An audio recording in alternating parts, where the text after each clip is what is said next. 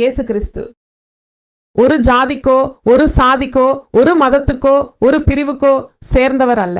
இயேசு கிறிஸ்து அனைவருக்கும் ஆண்டவர். எல்லோரும் உறக்க ஹல்லேலூயா சொல்லுவோம். ஜீசஸ் லார்ட் என்று சொல்லாமல் 2088 பேரில் சிரமப்பட்டு நம்மை இங்கு கொண்டு வந்த அனைத்து மக்களும் கேளுங்கள். விநாயகர் வாருங்கள் என்றால் அது ஒரு பொதுவான அழைப்பு. உலகளாவிய அழைப்பு என்றால் இப்படிப்பட்ட வார்த்தைகள் அல்லது இப்படிப்பட்ட அணுகுமுறை, இப்படிப்பட்ட ஒரு தலைவரை நீங்கள் எங்கும் காண முடியாது. என்னிடம் வாருங்கள் என்று அவர் எந்தவிதமான பாகுபாடும் இல்லாமல் அழைக்கிறார். தாகம் கொண்டவர்களே, நீங்கள் இருவரும் வாருங்கள், நான் உங்கள் தாகத்தை தீர்க்கிறேன் என்று அவர் சொன்னார். பசிக்காக வரும்போது உங்கள் தந்தையுடன் வாருங்கள். பணம் இல்லாமல் நீங்கள் பசிக்காக வந்தால் கூட அவர் உங்களை வரவேற்கிறார்.